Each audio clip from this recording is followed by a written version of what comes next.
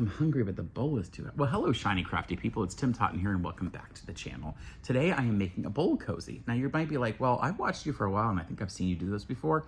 Well, I used to make these cozies in a lot more difficult way, and I think I found a better plan. And you may have seen it with the white that's on top of here. That's because I'm using some bias binding. So I made some bias binding of my own. Now, there is a difference between straight edge binding or bias binding, and bias binding can twist and curve, which obviously it needs to do, because look at the shape of this.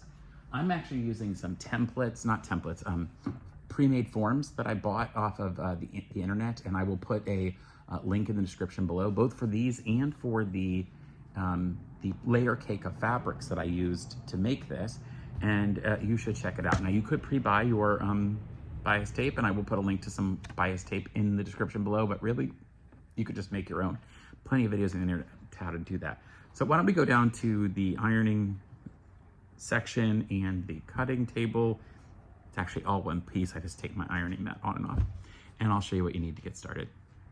So I made another video where I used these preformed bowl cozy forms to turn into a bowl cozy. One of the problems I did not like was turning it inside out, because you get all the bulk of this material, which is actually quite nice, but the bulk itself, as you try to turn seams, is a little much. So what I'm going to show you is how to do this with fabrics, obviously, but to use a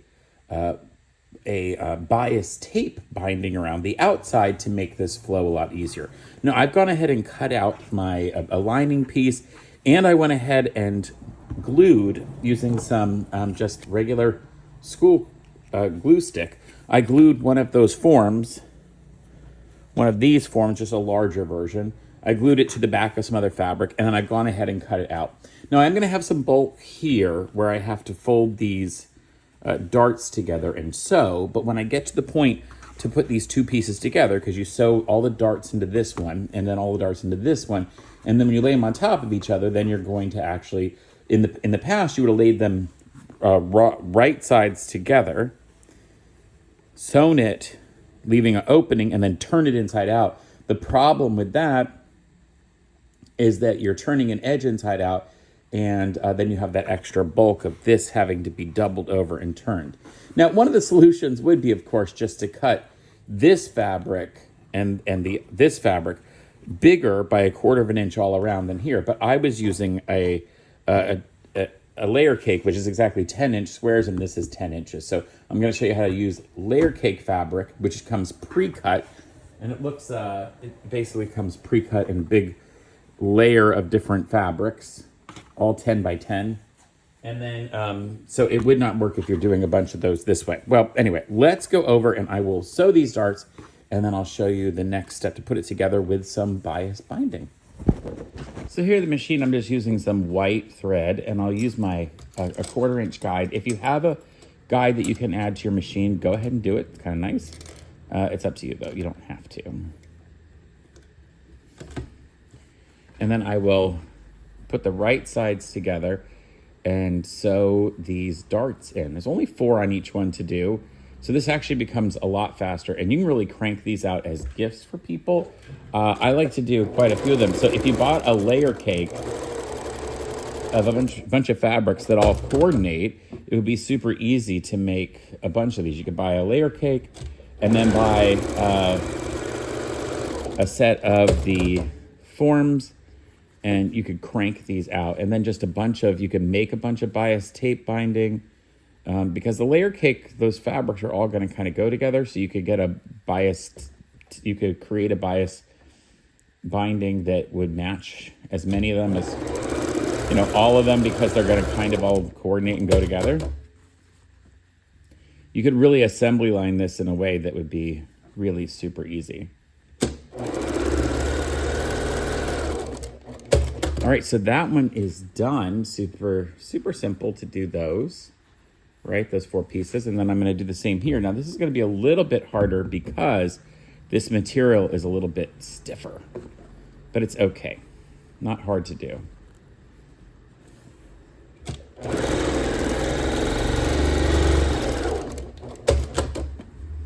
Go to the other end. And I really like using the guide because it just makes it easier. It's one less thing that I don't have to worry about. I don't have to worry about if if my fabrics are lining up and if I'm going off the recommended seam allowance. Super easy to do that way.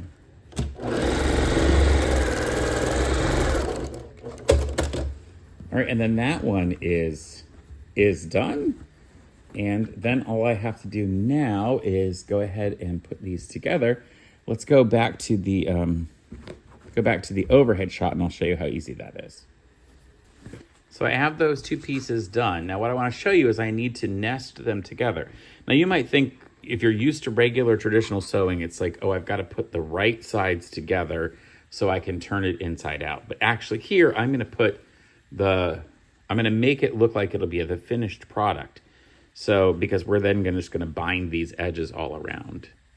So what you should do is come in here and basically line all that up, and I would pin it.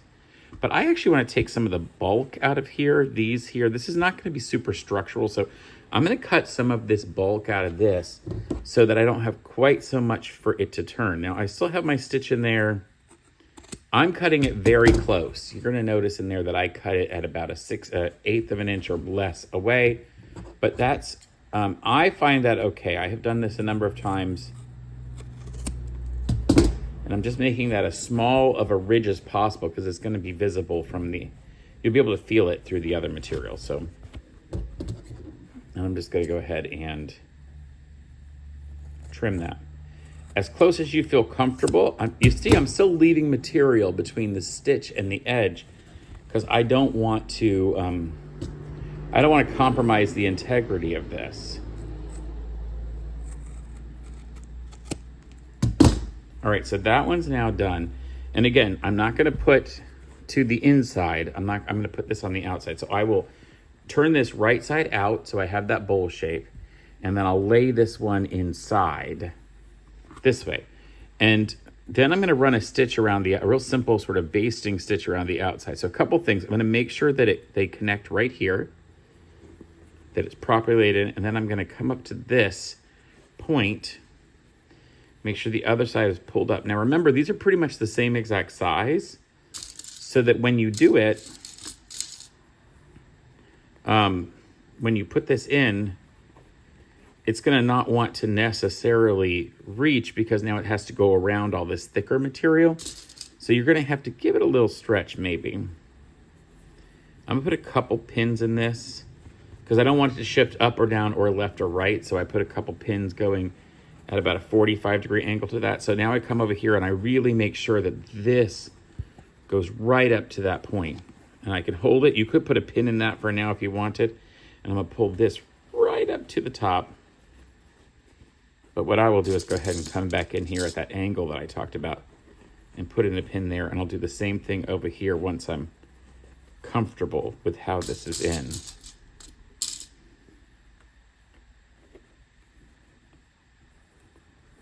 And make sure those are going. And then again, here I'll do the same thing. Make sure this point really comes up over here. And I'm really stretching this now over the fabrics. Just kind of crazy because it doesn't really want to stretch over that other.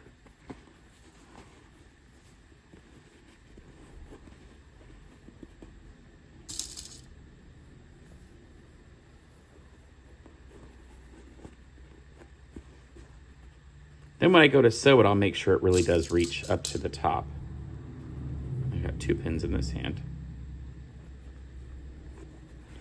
One last one to do, and I'm gonna pull it up as tight as I can, trying to stick myself with all the pins that are coming through the other side.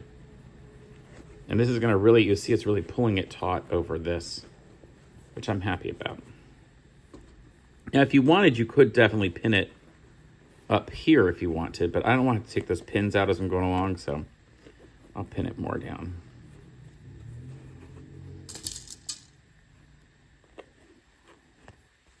All right, and then I'm going to go to the sewing machine and run a real quick stitch, just a light stitch along the top, and then I'll come back and show you how we're going to put and then I'll actually jump ahead. So the next thing you see won't be the light stitch I put up here. You're going to see me putting on the bias tape. Now, of course, you can buy bias tape or you can make your own.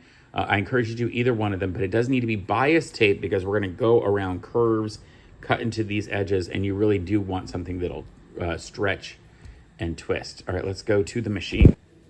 So here I'm fine with even less than 1/4 of an inch, so I'm not going to worry about my, I'm not going to worry about that guide. I am going to sort of flip this inside out a little bit so it's easier to lay flat.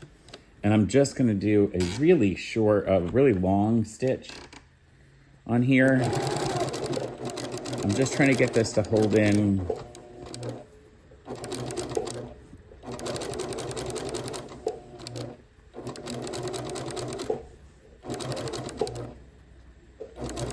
And actually, I think I might go from the other side. I don't want this stuff to, I don't really like the way what it was just doing there. So let me give you a little different angle of that. There we go. Actually, I just switch it around a little bit.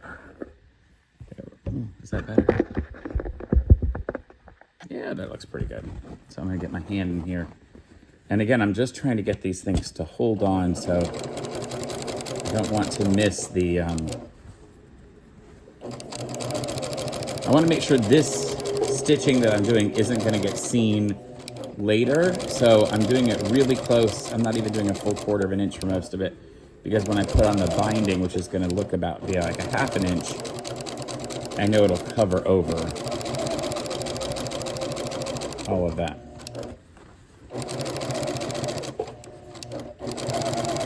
And again, this is just a basting stitch. I'm really just running that there to hold the pieces together.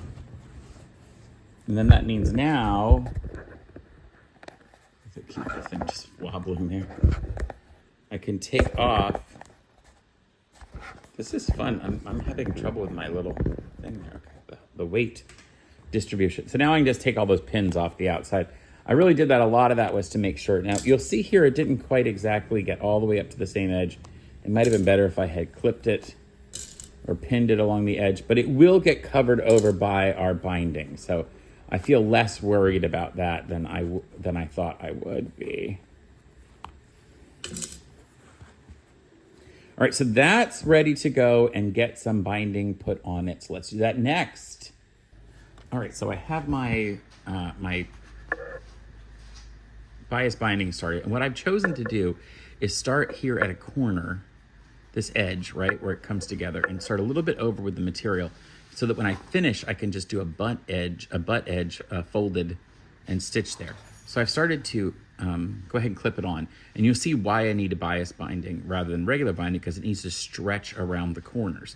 And bias binding can do that because it's been cut on the bias, so this can now twist and stretch in a way that the other like straight binding would not be able to do. So here's the benefit. Now I'm going to put this in the machine and be very careful, go in about 1/8 of an inch and stitch around and just make sure it's catching the back side as well as I do it. So I'm going to go super slow. Anyway, let's go to the machine and see that. All right, so here at the machine, I'm going to put this in.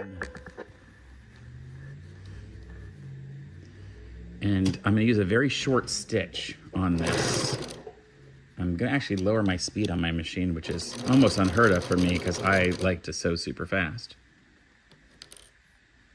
I'll go in and be really careful. And I'm going to give you a different zoom level here so you can see this. Maybe get you even a little bit closer.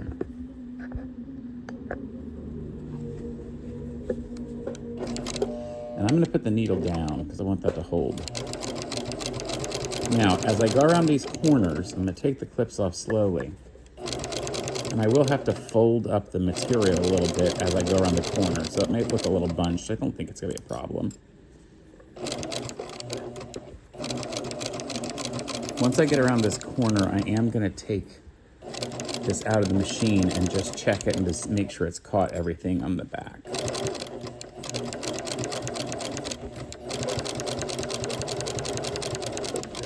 I'll go all the way to this point at the bottom.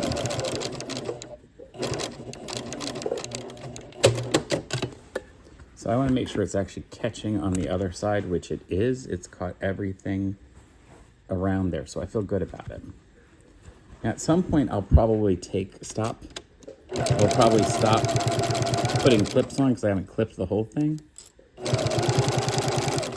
But I sometimes feel more comfortable bias binding, doing it without clipping everything. I will tell you, you should do whatever you're most comfortable with because this has to work for you. And here's the last part where I had clips. So now you can watch me do it without clips. And we'll see if it's a total disaster. Yeah, it might be a disaster. I might want to put a couple clips on just to be safe. Yeah, we'll see. I'm a little worried it's not going to grab the back.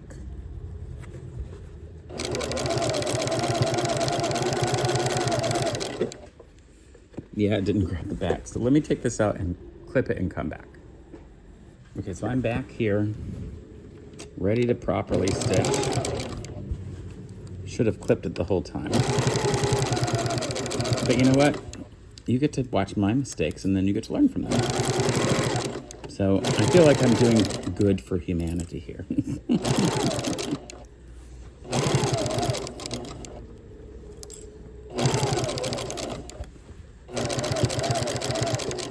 You know, I film all this on my actual phone, and what's surprising is that sometimes I get these alerts, and I just got an alert about Taco Bell, so I might do that for lunch. Anyway, okay, so here's where we get back to the end where it goes back over. So I'm actually going to take this out, and what I'll do is I will trim this. Here's that line right here, and I want to be able to fold this back. So I'm going to trim more than the line, about a little more than 1/4 of an inch. And then I'm going to open this and fold it back so that it meets that line right there and goes over the other side. And then I'll sew to the end here. Now it's very important when you're making these bowl cozies that everything you put into this is cotton or microwave safe. Look at there. And it finished it up. A little tail hanging out, but I'm not going to beat myself up about it. But make sure that if you're using whatever you use for your binding fabric is cotton, that the pieces that you're using as your template are some kind of heat-resistant cotton, because it's going to go into the microwave and get microwaved, potentially. I don't think you should microwave this thing, actually. I think you should put the bowl in it after, but then it's a hot bowl, so let's look at it. All right, so that's the finished bowl, and you'll see here it goes around. I had to touch it up a little bit. I kind of like the contrast of the white against the two colors, and then you can, of course, reverse it inside out and get your different color. It sort of looks like a shell from the Mario Brothers game, like one of those turtles he kicks around. Anyway, let's take a closer look at it face to face. Yeah, so that's the bowl cozy made with those just layer cake fabrics. So 2 layer cake fabrics that template, or not the template, the the form that you can buy, and some bias binding to go around the edges so you don't have to turn this thing inside out. I actually really like the fact that the bias binding gives you some fun look, a little bit different, gives it some contrast, actually gives it a little bit extra heft around the edges. I sort of thought that was nice. And it's really a fun, sort of simple thing to do. You could make a bunch of these for Christmas gifts, and that's kind of what I'm doing. It's the reason why I decided to make this video today. So I hope you enjoyed doing this. If you're one of my Patreons, I'm gonna list those people here. Thank you so much for joining me on Patreon. I really appreciate it. It's been very kind of you to join. And thanks for supporting the channel. Now, I will cut to a picture of what this looks like being used, so you know what a bowl cozy is used for, although I think we all kind of know that, but still, hey. I'm going to use this because I've been making a lot of ramen lately, and it's going to be really great because that bowl gets really hot, and I like to sit and watch TV while I'm eating it. So until next time, folks, make you a bunch of Christmas gifts and stay crafty. Bye for now. I think the only problem is my ramen bowl is actually bigger than this. Gosh, I may have to go to a smaller bowl of ramen. No, I'm just going to make one of these a lot bigger.